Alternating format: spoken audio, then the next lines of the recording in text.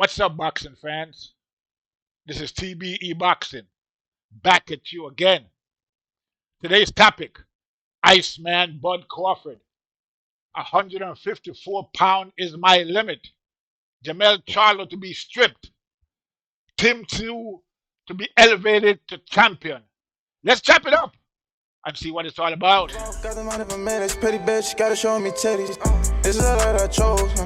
On the block with the pole, huh? This is the life that I chose, huh? On the block with the pole, huh? That life before riches, huh? That life before riches, huh? Pretty bitch, show me titties, huh? And I got the glazzy run up on me, I'ma make you get it. I'ma make you get it. Okay, boxing fans, let's talk some boxing. All right, so back again with the road to greatness part 2. As you know, the last video I did, I talked about Terence Crawford possibly moving up and fighting Canelo Alvarez at the catchweight if he was to defeat Jermell Charlo first. But I just heard an interview from Terence Crawford recently where he spoke about that specific issue about weight and about moving up. And according to Terence Crawford, 154 pounds is the limit. He's not gonna move any, go up any higher than that. Even though I've seen him spar, with middleweight like Carlos Adames. I saw them sparring previously, not too long ago. So I saw a video of them sparring, and Carlos Adames is one of the top. I think, as a matter of fact, I think he's an interim middleweight champion, and he was sparring Terence Crawford. So he spars with middleweights, but he's not gonna go up to middleweight or catchweight to fight Canelo. He says that he'll go as high as 154, but that's it. But you never know. We'll see how it plays out. If anything could happen. But as of right now, according to Bud, he's not moving any higher than 154 pounds. So at this point, let's, as a matter of fact, let's take a listen to what he says about that subject. We could listen to what he said about it. Well, I just, the thing I keep thinking about it, the weight thing is always so interesting to me in boxing. And we're talking to Terence Crawford, who right now is the best fighter in the world, in my opinion. And I think that's not a very bold statement on this day in particular. But are there weight constraints for you being able to get some of the big fights out there? Because obviously the first thing that popped in my mind is how far away are we from getting Bud Crawford and Tank Davis? And would weight be an issue there, or would that just be a matter of you waiting for him to be ready for you? Yeah, no, Tank is at a lower weight class than me. He's at 135. I'm at 147. That's 2 weight classes apart. So he would have to come up. Yeah, because I wouldn't never. You can't get that low. Yeah. Yeah. So that's not gonna happen, because I saw people talking about it. You don't think that'll ever happen? No, I wouldn't say that it'll happen. So then the next person on the block is Boots. Right. Now that can happen because we have the same weight class, but at this point in time, I'm looking for bigger and better opportunities, like Charlo. Oh yeah, you and Charlo was getting chippy. He was ringside. What words did you guys say to each other? Man, I just, gave me a little peace of mind. We've been going back for some time, and I just thought I was in the moment. I just thought to let him know that, I'm coming for him too. So now, what is the now? Is it a frenemy kind of friendly competitive relationship, or is it? I mean, I couldn't imagine y'all don't really like each other. It's more competitive. Nah. I really don't care for dude. Oh, you don't like him? I wouldn't say I don't like him, because I don't have no reason not to like him personally. I just don't care for him. Got it. So who else is out there? Obviously, Jermell Charlo is interesting.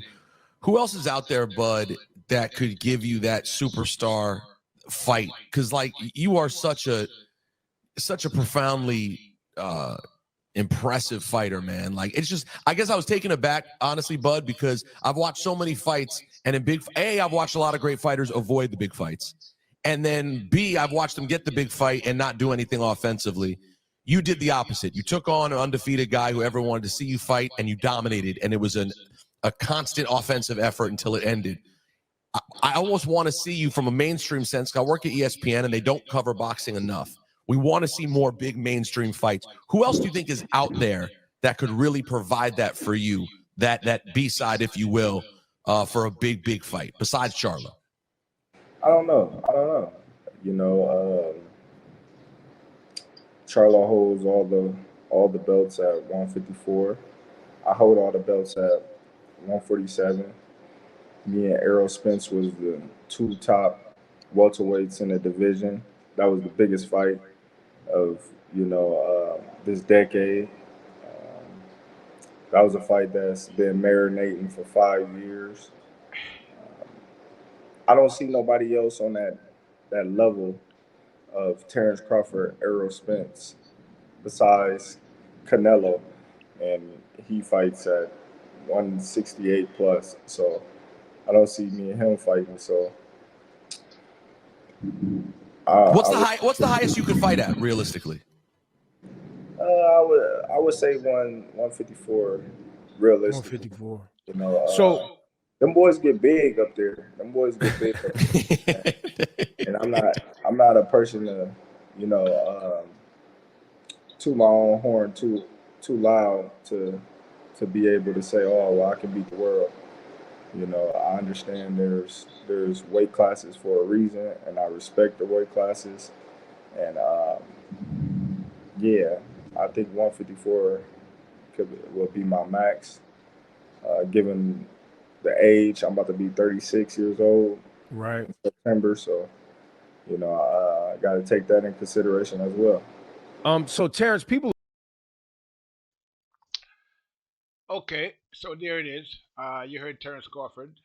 The Iceman said he's not going up past 154 pounds. You know, it's a little bit late in the game for him to be thinking about something like that. He's almost 36 years old, and so we're more than likely, not going to get to see that Canelo versus Crawford fight anytime soon or ever. I mean, you never know. Maybe Canelo might come down to middleweight and they could fight at middleweight if Crawford can go up to, I mean, he doesn't have to fight at the middleweight. He could go up to back at 156, 157, and then fight Canelo at that weight if he decides to do that.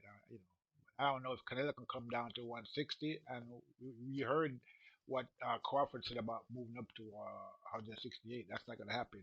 I don't think his frame is big enough for 168, but I think he can move to 168 and be comfortable. But I mean, he knows more about his body than I do, so I'm not going to say I'm just thinking that he could do that. But you heard him, 154 pounds is the limit.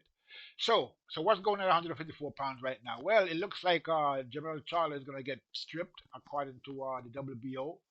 Jermell Charlo, they're saying that they're going to allow him to go into the fight with Canelo as undisputed champ, but as soon as the fight starts, they're going to strip him immediately, and they're going to elevate Tim Tszyu to be the champ, and that means that one of Charlo's belts will be gone. He'll only have three belts left. The WBO will be gone. Now, ironically, the WBO is where Crawford campaigned at, for most of his career. So it's highly likely that if Tim Tszyu gets the belt, if they elevate Tim Tszyu to the WBO 154-pound belt, then there could be a fight between him and between Tim Tszyu and Terrence Crawford. That might be the next fight. That would be a great fight, and the winner of that could fight Charlo if he decides to come back to 154. Now, Charlo did say that he still has business at 154, but we don't know what's going to happen with him and Canelo. I mean, it's a possibility that he might be able to beat Canelo. I mean, it's a possibility, but I mean, I don't think it's probable that that's going to happen. But you can't count Charlo out. He got a lot of skills. The only problem for me with Charlo moving up to 168 pounds is that we're not going to be able to see him fight before he fights Canelo. So we're not going to know what he looks like at 168. We're not going to know if he's power carried up. We're not going to know if his speed carries up. So the only way we're gonna know is actually in the fight with Canelo. And I don't know. It's kind of hard to decide, how to look at this if we can't see what Charlo is going to look like. But it's highly conceivable that Charlo could move up and he could become, even more powerful, even have an even bigger punch at 168 than he did at 154. And he does have some pop at 154, so it's conceivable that his power will carry up, and we'll see a, knockout punching Charlo at 168 pounds. He might have just as much power as Canelo or more. We don't know because we're not going to be able to see it to be able to judge him with someone else because he's going straight for Canelo.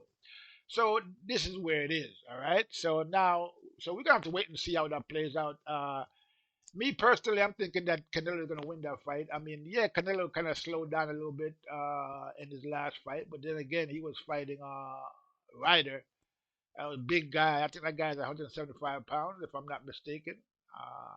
And then he had fought Bevo before that. He didn't look that good against Ryder, but he did defeat Ryder. So, it's conceivable that Charlo can be catching Canelo at the right time. And then, you could take Canelo out.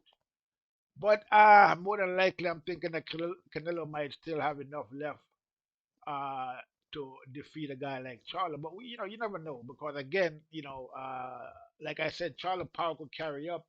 Now the problem I have with Charlo is that he does a lot of slugging and he gets hit a lot. He gets hit a lot. He doesn't. His defense is not that. Um, you know, his defense is not that strong. I would think. Lately, actually, since he joined Derek James. Before he joined Derek James, Charlo to me was a better boxer in terms of the way he boxed. I like that style of his boxing better than I do his style of fighting now because now he gets hit a lot. He stays in there and stays in there in the pocket too long. He tries to slug it out with other guys, and that could end badly depending on who you're fighting, and especially if you're fighting a guy like Canelo. So we're gonna have to see how it plays out. I'm not thinking that he's gonna be able to defeat Canelo, but we gotta give him the benefit of the doubt because he is undisputed, even though he'll be fighting another undisputed in Canelo. So it's highly conceivable. I mean, it's possible that he could beat Canelo, but again, I'm saying that it's not likely. But I could be wrong, and let's give him the benefit of the doubt and see how that fight plays out. I'm gonna have to see Charlo a bit more how he looks before the fight. When the fight comes around, the weigh in and all of that to see what he looks like, see if he looks strong, see any training videos that might be coming out, and see what he looks like, and then I'll be able to decide who's gonna actually win that fight. But at this point, before I do any research on it, I'm leaning towards Canelo, because of his record, and he's been fighting a lot better guys than Charlo. But yeah, so that's how I see that. So now, if Charlo goes up and beats Canelo, more than likely he's not going to come back down to 154 pounds, and so the belts are going to get scattered. We already know that Tim Tszyu is getting one of the belts. Crawford could move up and challenge him, as a WBO 147 pounder, and he can get a direct shot at the 154-pound belt, without having to wait. So more than likely that's the fight that we're going to see: Tim Tszyu versus Terence Crawford, which would be a great fight, I would think. And as for the rest of the belts, you got Lubin up there, you got Harrison. If he's still fighting, I think he might be fighting a middleweight lately. I'm not sure. And you got Fedora. You got a couple of other guys out there, Mendoza. So there's a couple of guys up there that could, pick up those belts. I'm not sure how it's going to play out in the IBF. I think the IBF is the same thing where they're going to just award the interim belt to whoever, award the belt if Charlo gets stripped by all the other sanctioning bodies. I think the IBF awards the belt directly to the interim champion, like we saw with Ugas. But that was I believe that was a WBA belt. I'm not sure, but anyway, the belts are going to be scattered if Jermell Charlo becomes champion, and if Jermell Charlo loses to Canelo and decides to come back down, we don't know how that's going to affect him. He's coming back down 2 weight classes. Same thing that happened to to Kell Brook when he went up and fought Triple G and then came back down, had to fight you know Spence, and we all know what happened with that. So it looks like the landscape at 154 is going to get pretty interesting at this point. Okay, and we could see, we could see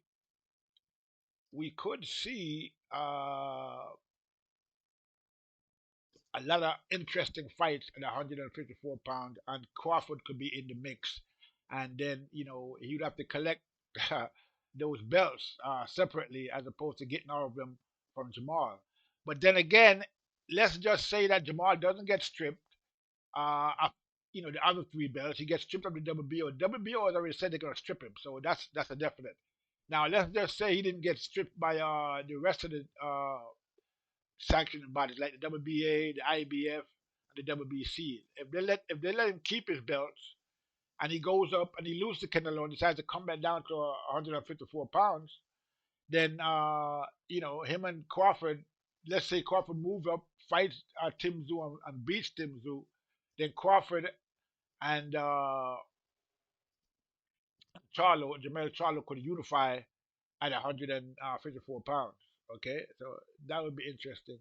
Now, although I'm thinking that if Jermell goes up and fights at 168, then why would he come all the way back down to 154? I know he has the belts there, so that's probably the main reason why he come back down there. But I would think he'd at least come down to middleweight. But that's where his brother is campaigning at. So this is very confusing right now what's going on, because we don't know what's going to happen with Jermell Charlo.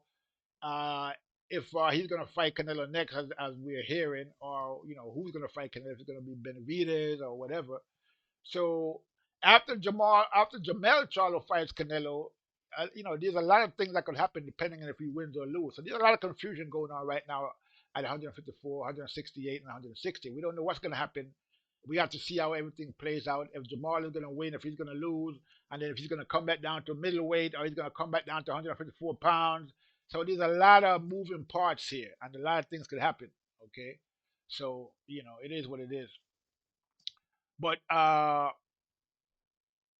it's pretty interesting, that what's going on, and so we could see a lot of good fights, at 154 pounds with Spence up there, Lubin, Crawford, Fedora, okay, Charlo, if he decides to come back down to 154, so it could get very interesting at 154 pounds, and I'm definitely looking forward to see how everything is going to play out in the end.